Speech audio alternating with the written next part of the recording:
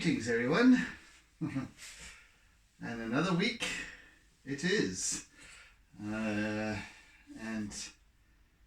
I guess the last piece for July. Goodness, where's this month gone? Anyway, a lot has happened. This week's piece is dedicated to the memory of the son of a very dear friend of mine, whose name I shan't mention just yet because his passing hasn't been announced, and it happened yesterday morning, so I'll reserve that until the announcement has been made, but nevertheless I am dedicating this week's work to his memory. So yes, rather a somber beginning, but also it's kind of life, you know. It's my heart goes out to his family, and of course my dear friend, and you know, there's nothing like the tragedy of losing a son or a child. Yeah, no words in that respect. So be that as it may, this is for him. Right. So this week something completely different. This week we are tackling a somewhat abstractish, somewhat done before type of thing, but in my own way, I guess. And we're doing a koi fish pond. Well, looking into the depths of a koi fish pond.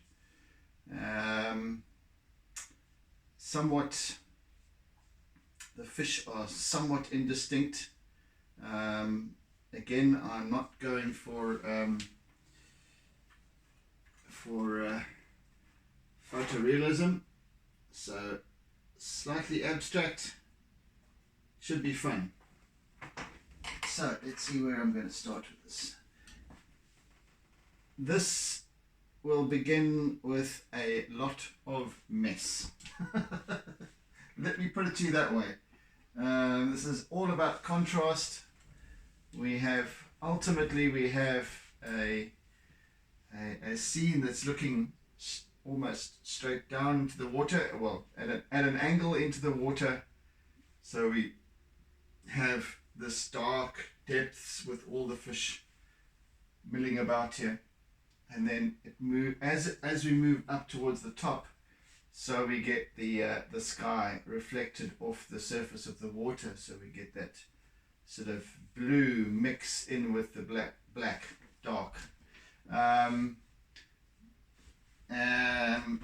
So yes, let's have at it. I'm going to really just make, oh, okay, doesn't want to do that for me today. Alright, fair enough, let's try that again.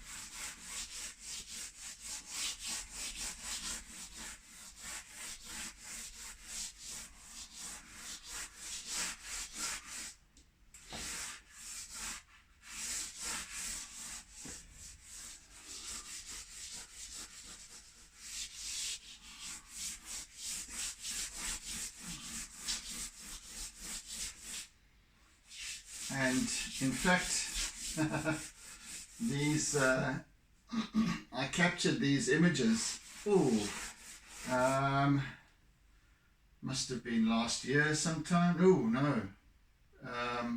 Yeah, it might have been last year, early on last year, and it's actually my neighbour who has a koi fish business, and thus his entire yard, the backyard is full of fish tanks, and some fish are bigger than others. The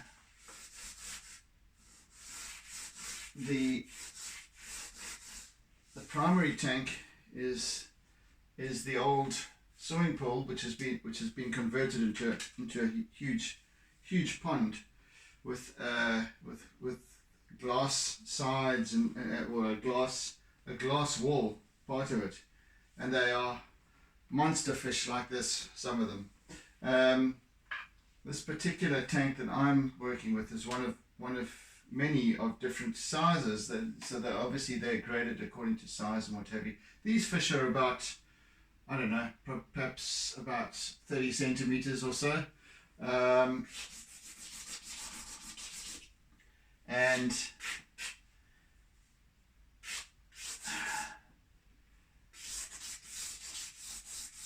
oh goodness, okay, right. And yeah, so they're substantial. They're quite deep tanks. I would imagine at least 5 feet deep or so, maybe more. And there must be 40 fish in this tank. 30, 40, I don't know. Anyway, so we scattered some pellets for them, and they kind of came up to the surface and all milled about, and bubbles, and a couple of bubbles and funny things. So this is what I'm kind of going to depict today. You won't see anything of what this piece is going to be today. I'm just going to be doing this is all about contrast at this point, so very kind of dark shapes. No actual fish.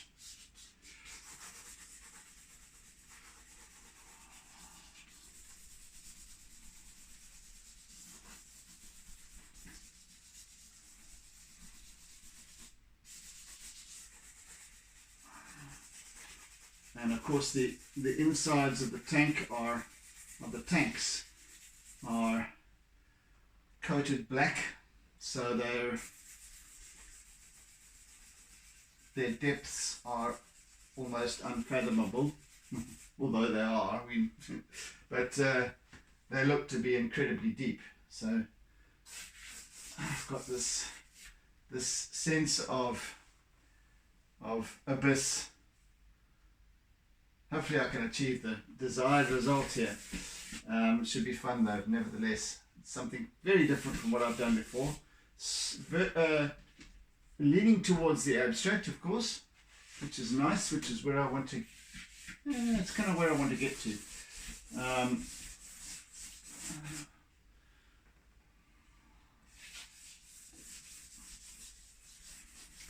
going to use a lot of charcoal with this piece, that I can assure you.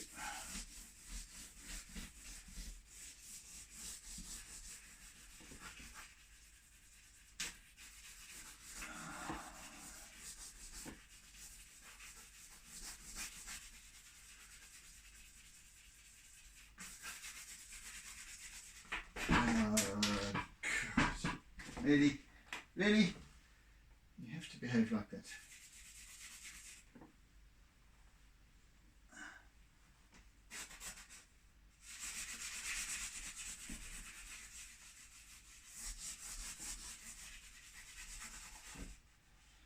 What on earth is going on? Do stop it. Cease and desist. Just using some extra little bits that I've got here. Pull in.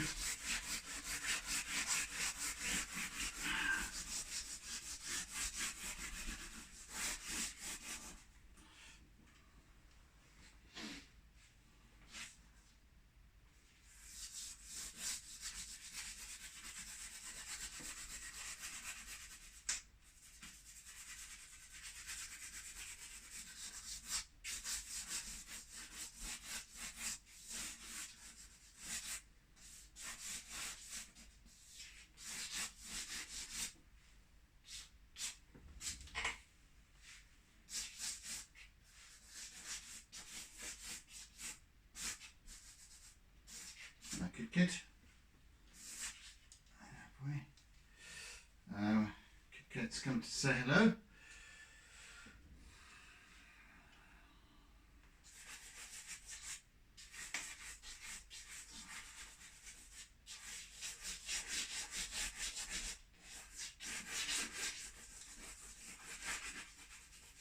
So there's going to be some nice reds and oranges and yellows with a bit of highlight white. Yes, it should be interesting. Right, expect some background noise here as Kit Kat clambers up onto the top.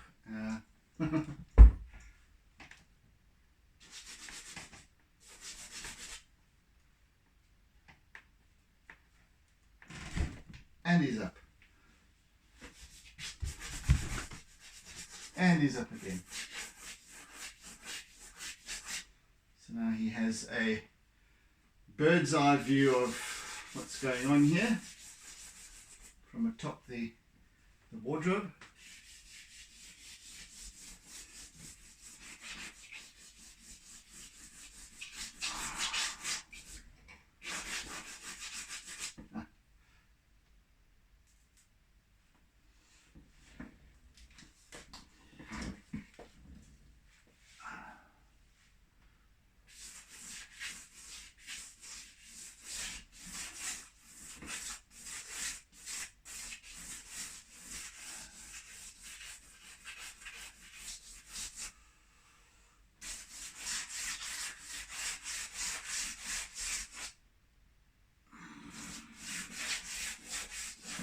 Come on, come on, come on, come on, stupid.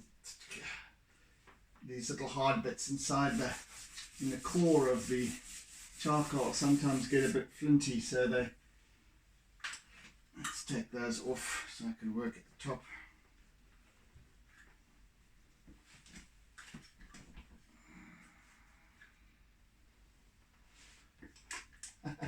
Happy up there, Kit Kat?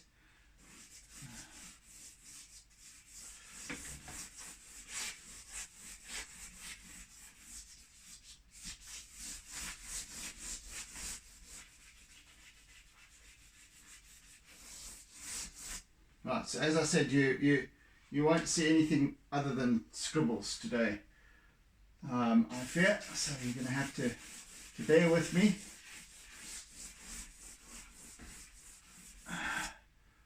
And at a point, these shapes will start to emerge with more clarity.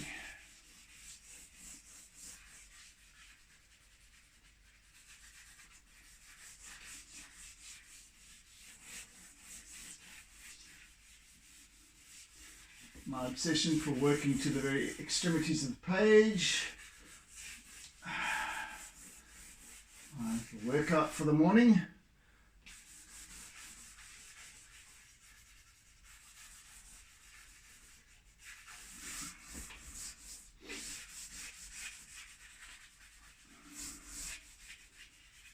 See, the contrast here is going to be quite a lot of pale blue, mauve, reflections, but of course there's a rippled surface, so we've got dark against the blue. Interesting. And clarity, but cast sunlight onto the fish in terms of, and refraction.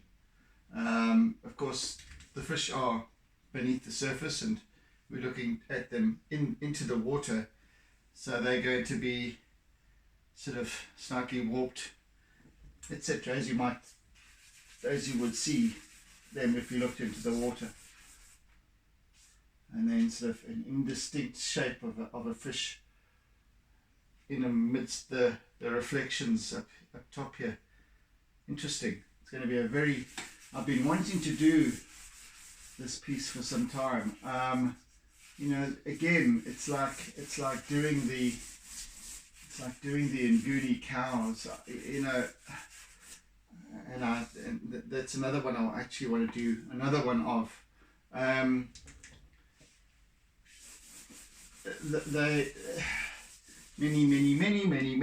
Many artists have done koi fish, But I'm just doing it with my own style, in my own way. So nothing particularly unique about what I'm doing here. Just having fun. And that's really what it's all about. It's something that I've wanted to do for some time. I actually wanted to do this as a painting, as an acrylic painting on canvas, but yeah, I want to do it during these sessions, and these sessions are more conducive towards the charcoal and pastel time wise. If I was to tackle an acrylic work, first of all, the size that I would prefer to do it at would be much larger than this. So it probably wouldn't fit in the frame of the camera. It's not a huge room, my little studio,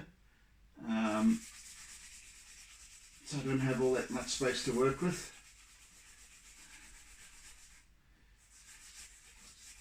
So I'm kind of limited. I could probably move the camera back another meter, but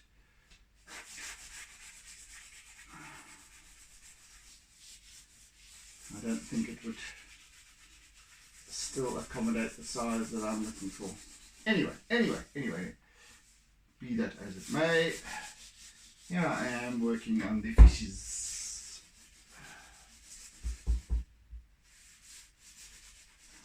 Just right to about the end of that piece of charcoal.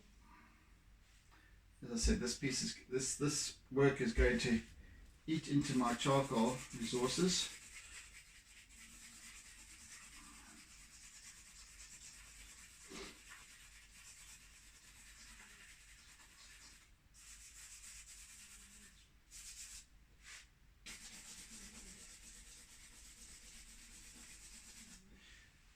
I'm going to try not to use too much of the black of the compressed charcoal, but I will use it to some degree much later on. Try and keep it as far as possible to just the charcoal.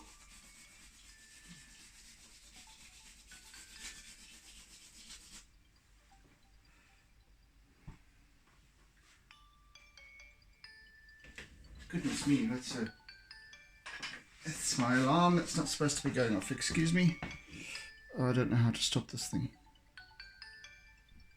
There we go. Okay.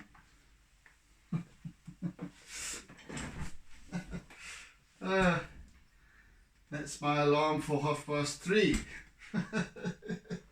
I got caught out. I actually started my session at just after 3:10 in the morning. I had woken up at approximately, no, not approximately, it was exact. I looked at my clock and it was 1:11, and I kind of just didn't get back to sleep after that. I'll catch up. I'm not tired, but I tried to get back to sleep and sort of couldn't, but I wasn't sort of tossing and turning or anything like that. I was just not sleeping. So I thought, okay, let me just get up.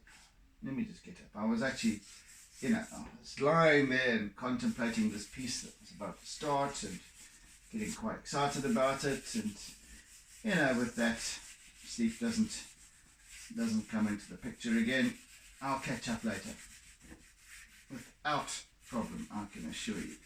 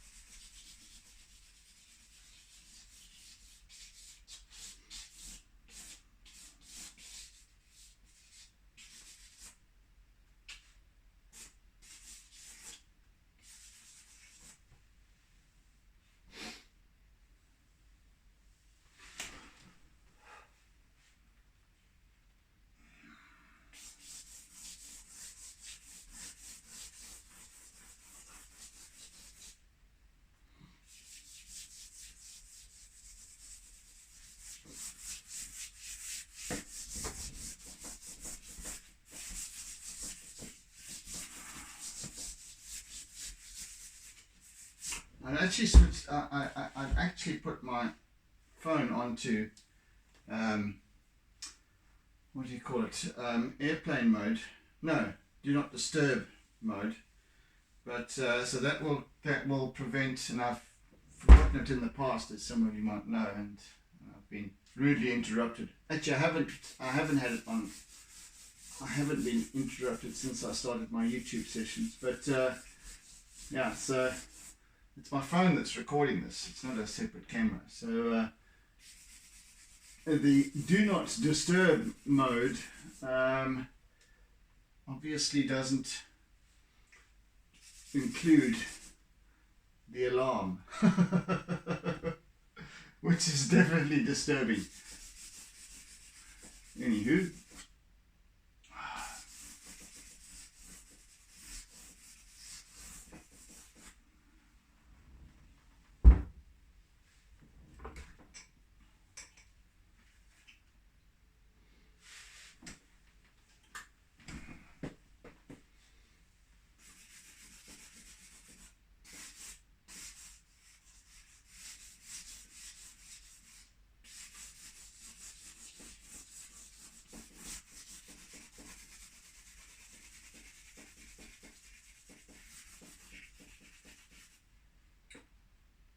What is that knocking sound? Oh, okay.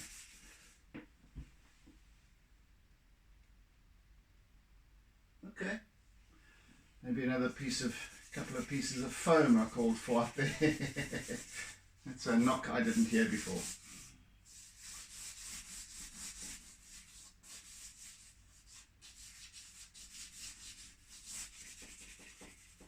Ah, no, I've can't have that. Definitely can't have that.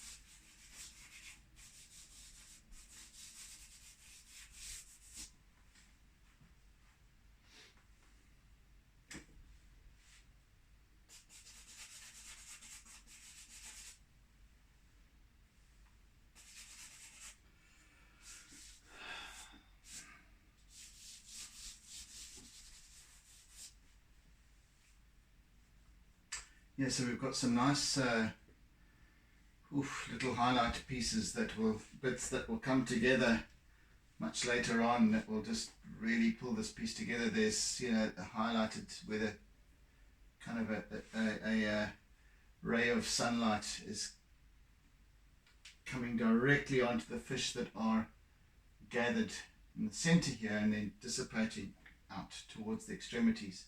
So it kind of is a band of light here, and there's this wonderful reflective surface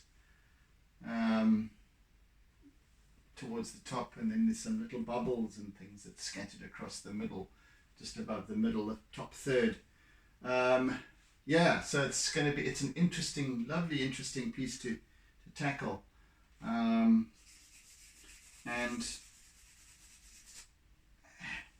kind of capturing these beautiful fish at feeding time.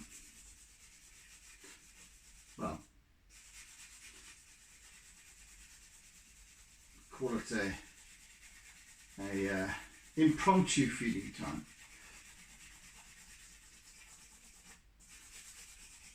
Any time is good for them. As any of us might know, Dan, you will remember, of course, the Japanese gardens and the wonderful koi fish that lived there. I suspect some of them, even from those days, might still be there. I can remember these giants, same as what we have next door here, but I don't know, I forget how long these fish, some of them live, I think 60 years or so. So if they haven't been looted, then a few of those fish will still be there from our childhood. Japanese Gardens is a wonderful place. It's as with many of these kinds of locations around Durban over the last couple of decades or so, have become a little bit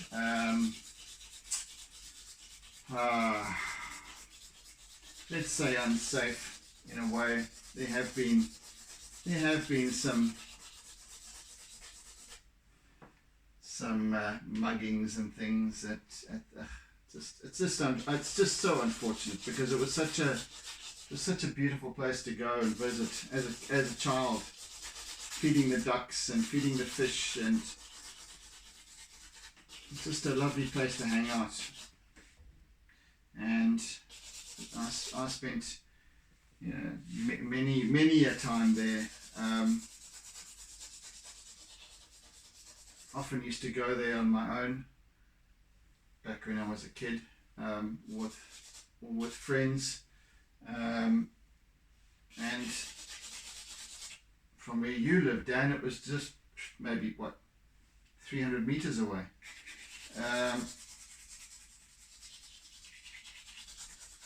Anyway, there has been talk of turning it into a kind of a wedding venue type place, which will bring security and what have you, and upkeep as well. The municipality do maintain this kind of place to a degree, but I don't think it doesn't. I haven't been there for years now, but it doesn't. I don't think it looks anything like what it did back then. It was pristine. It was absolutely pristine. There was a wonderful golden frog under a Japanese sort of gazebo, like a wishing well thing, sort of enameled gold frog, and the wishing well was full of coins and whatever. That was so badly looted, and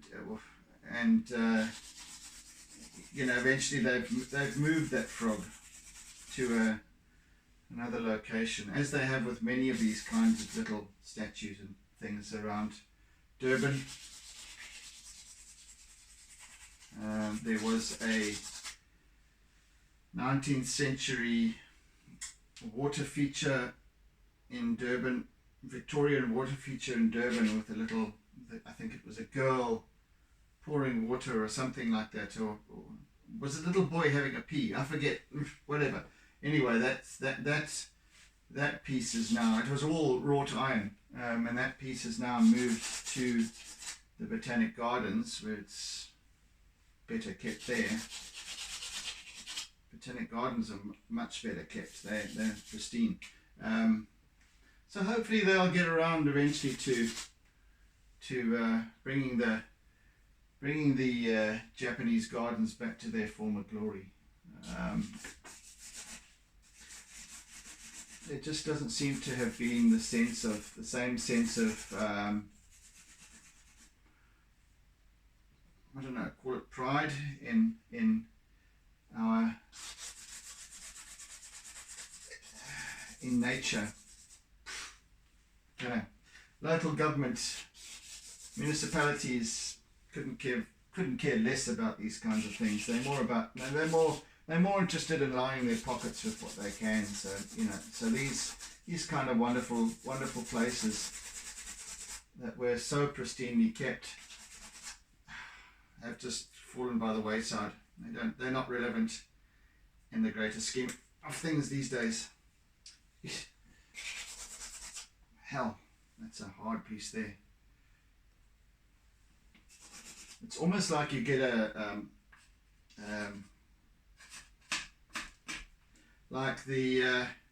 knot in the wood. anyway, so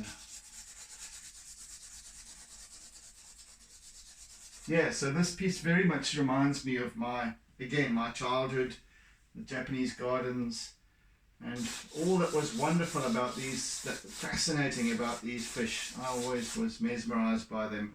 And so yeah, it's not for the reason that, because koi fish have been depicted time and time again by many artists in many different ways. This is my own story. And it just so happens that I have them living next door to me.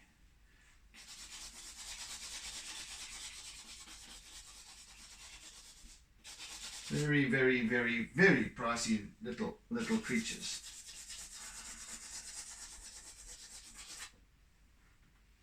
I might add.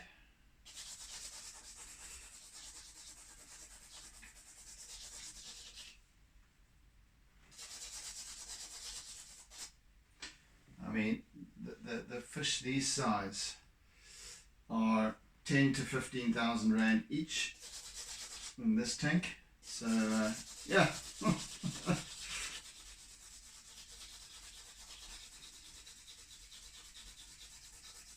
Up to north of 100,000 Rand in the bigger tank. So they've got perhaps 15 or 20 tanks in the back garden,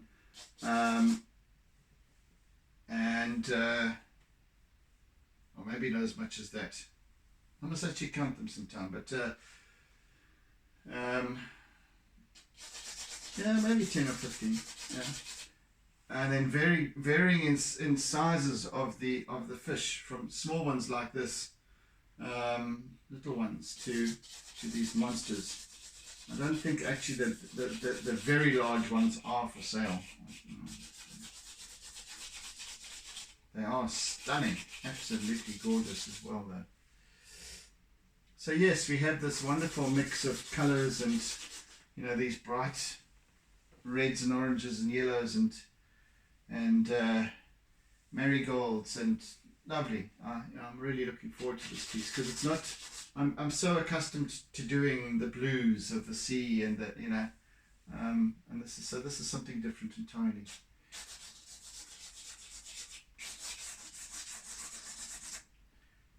And there'll be a hint of scale here and there.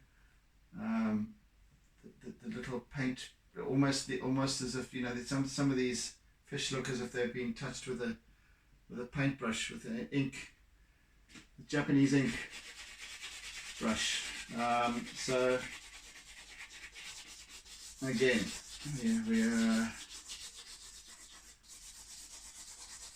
have a little bit of an ongoing passion with these creatures.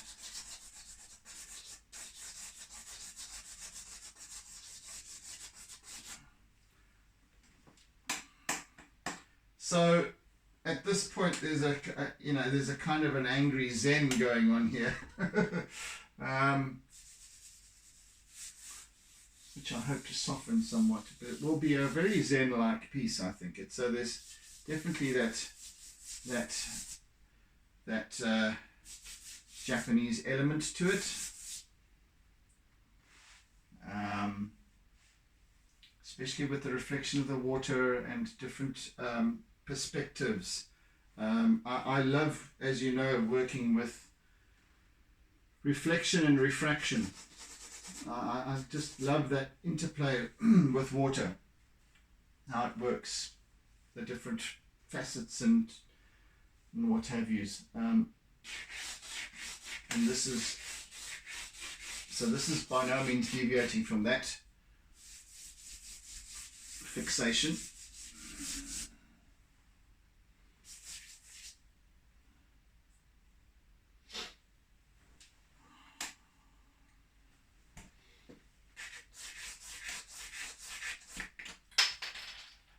Okay, bye.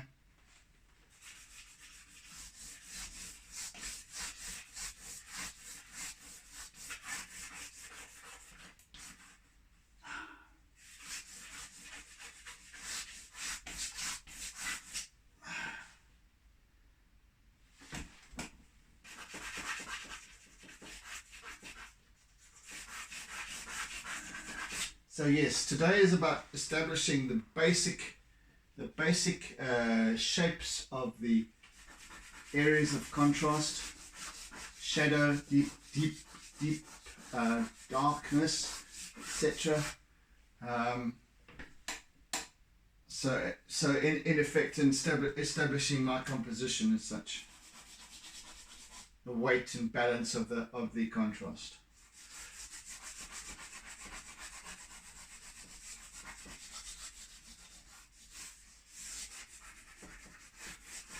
So it will be a fairly abstract charcoal and pastel piece, with an element of clarity. I mean, you can see what fish they are, and there'll be some little hints of detail and things like that. So not entirely abstract.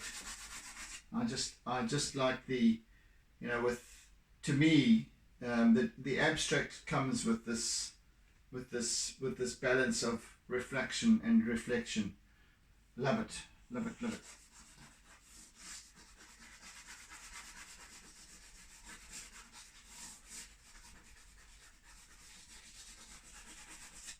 These intermingling shapes of all these fish, so none of them are particularly distinct.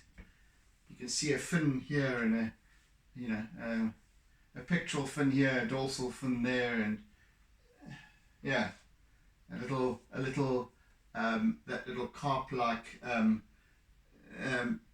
thing on the ends of their mouth, that little wiggly thing, whatever that is. I don't even know what it's called.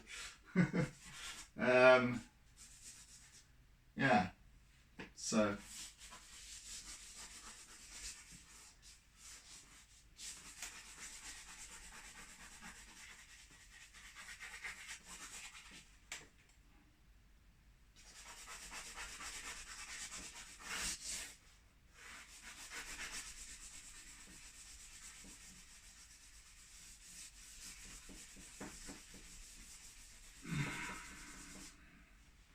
in some cases there's just a smudge of orange. Lovely.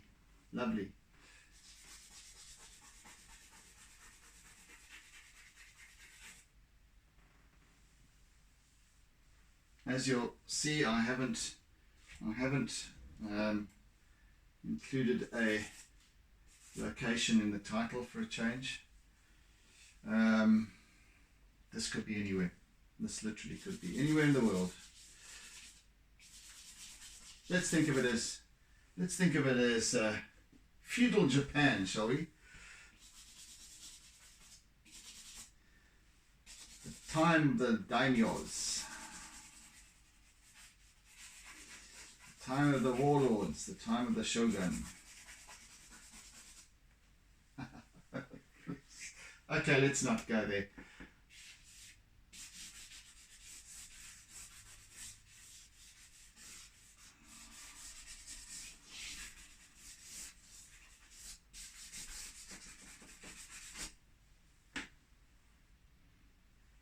Right, I think, let me just work a little bit more with it, a little bit more.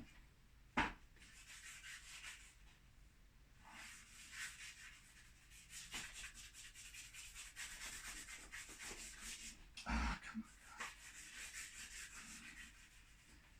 So I need to lift this up in order to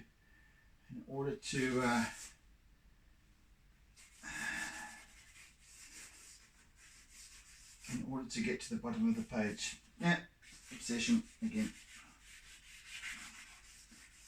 Always need to work at the bottom of the to the extremities of the page.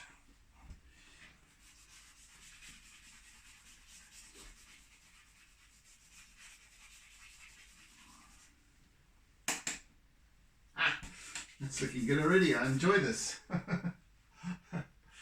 Haven't a clue what it looks like yet, but it's looking good.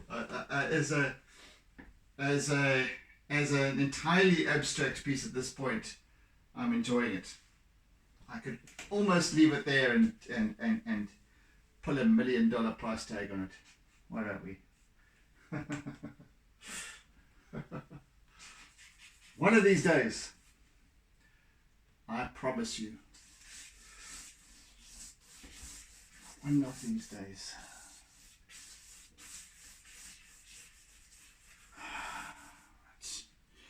Let's work with a little bit of contour now. Just starting to get some very basic shape going.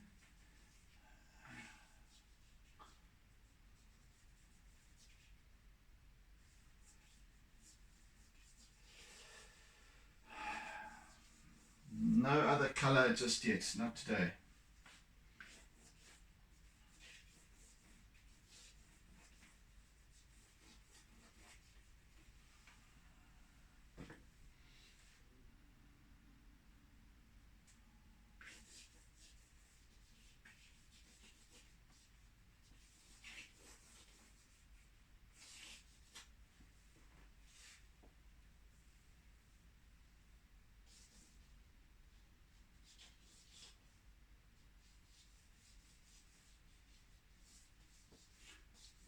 I love the fact that I don't have to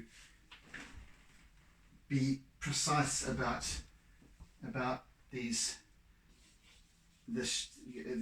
fish look, because it's natural that they are, number one, they're twisting and turning, and second of all, we're looking at them into water, so that they all, so there's just that distortion as well, which I also want to just capture, so that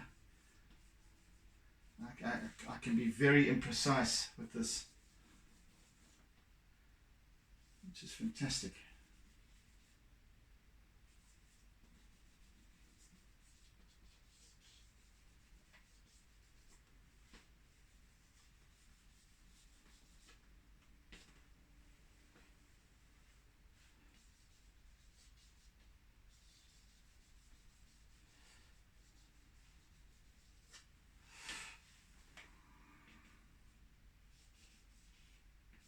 Lovely. There's and not only are there the distorted shapes, but there's also the cast. There's the sunlight that comes in, and sort of the sunlight that's coming in is also dappled because of the broken water surface and so on. So you get these lovely little streaks of highlights, intense highlights, and yada yada yada.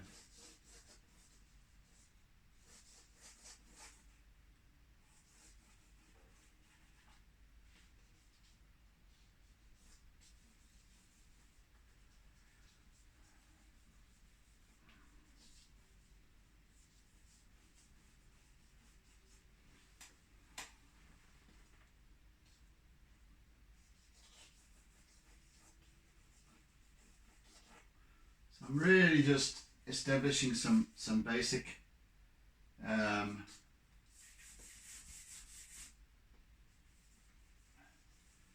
basic shapes, kind of where some of these fish are, others less distinct, as simply smudges. You can really just barely even make them out. In some instances, just orange and white, because they're all milling around. They're just tumbling and turning and churning, and so it's a hive of activity.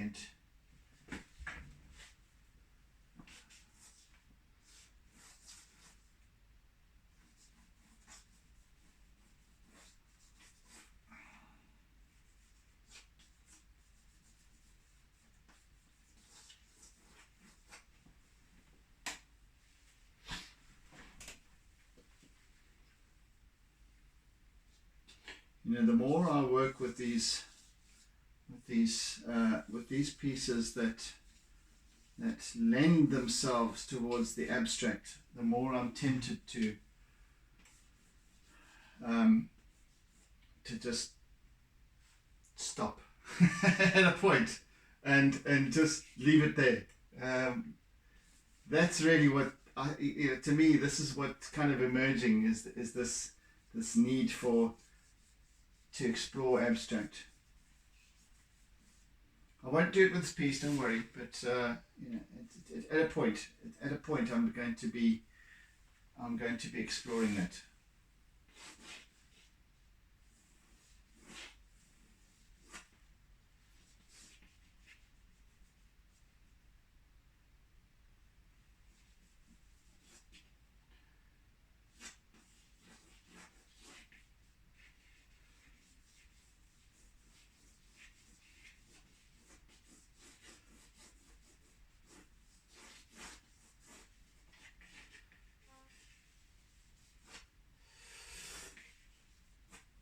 How are we doing for time? Another 10 minutes.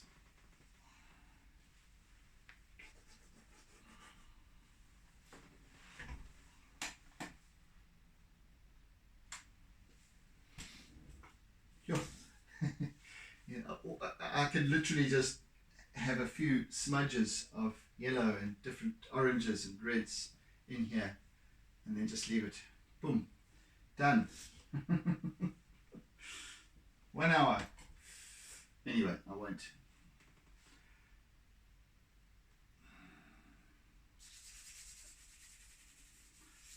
I can promise you, at a point, that's going to start happening more and more. Even my seascapes are going to be getting a little bit more abstract, I think.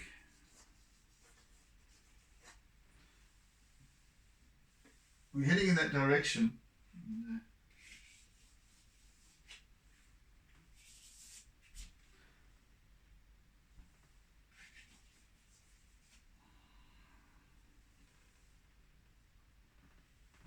There's always going to be some aspect of my work that will retain an element of some detail somewhere, and there's another one.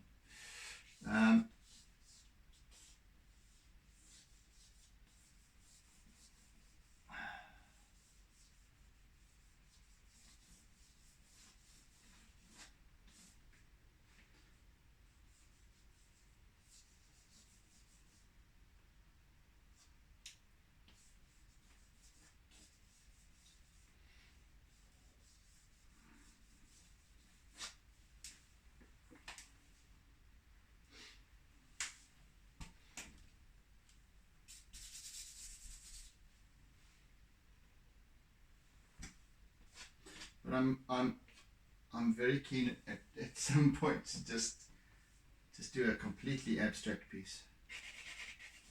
Just for variety. I think this piece will be an exercise leading towards that, I think.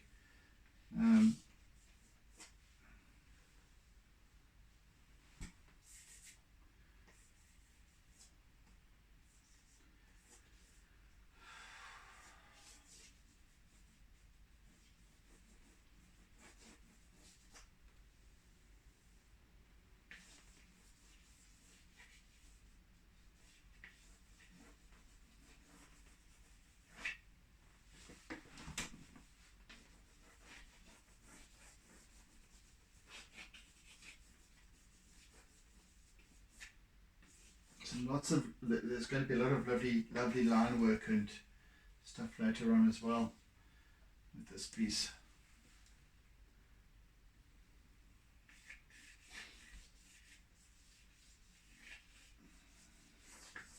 Maybe not so much later on.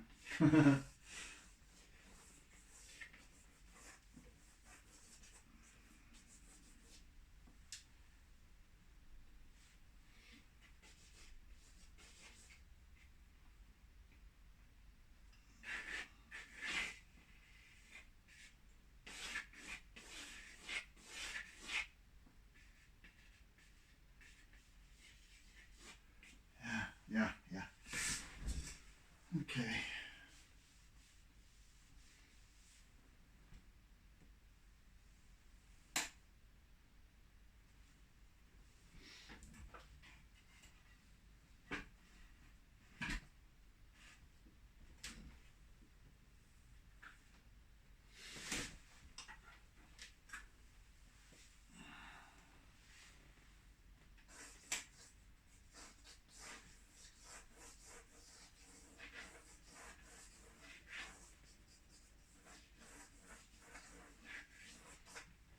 anyway, you can almost start to establish the mood of this piece already.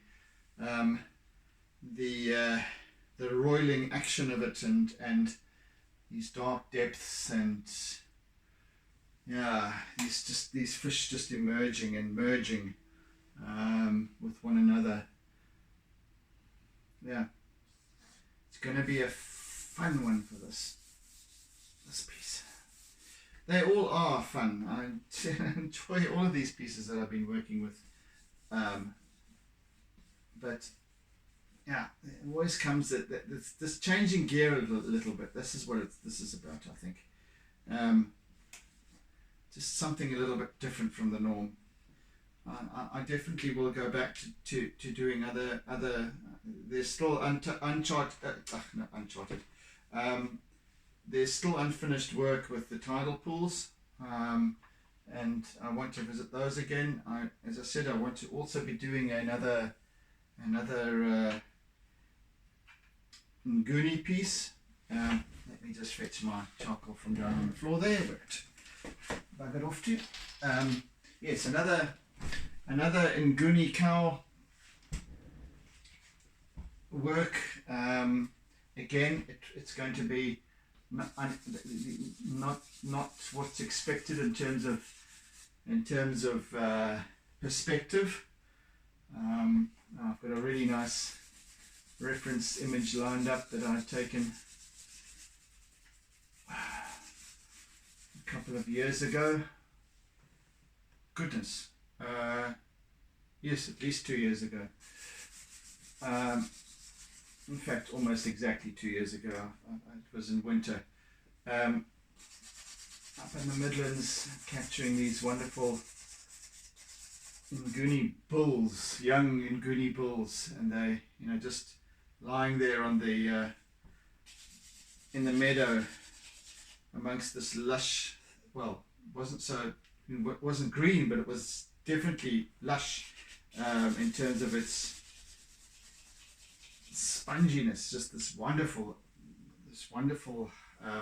grass. It's lying there, and this almost like lying on a duvet, and these great big looming shapes over us, and very inquisitive. That was fun. That was great. So I want to revisit that as well, perhaps one more time. And yeah, so there's a few pieces lined up that I want to tackle, but this has been one that I've wanted to do for some time. So here we are.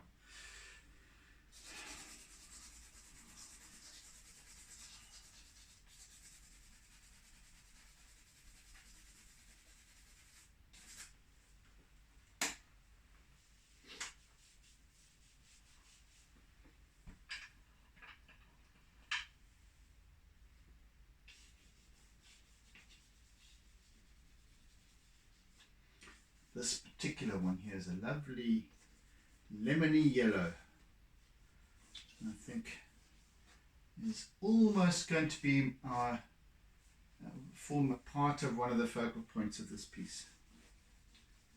Lovely, lovely.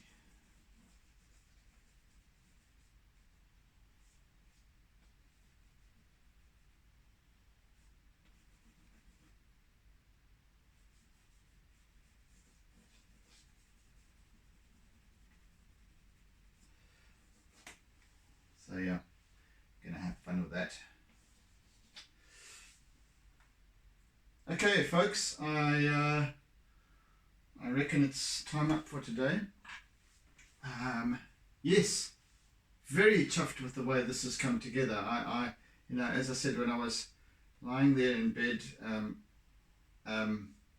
mulling it over, it's actually turned out differently from what I've come to expect. Yeah, which is great. I'm loving the abstract quality to it, and of course it's going to be less than abstract, but there are elements in here that are that lend themselves towards the abstract, and I enjoy that. The indistinctness of some of these fish, because they're all mulling around together, so they're not. And there's there's only a few distinct shapes that you can say, well, those are koi fish, or those are fish. The rest are colors, just these, broken by the facets of the water surface, etc. Wonderful stuff. Anyway, so with that, thank you for joining me today. I appreciate it. Kit Kat's still sleeping on top of the wardrobe, and yes, again, it's a fairly solemn day otherwise because of my friend's passing. So perhaps he's with us here. It's just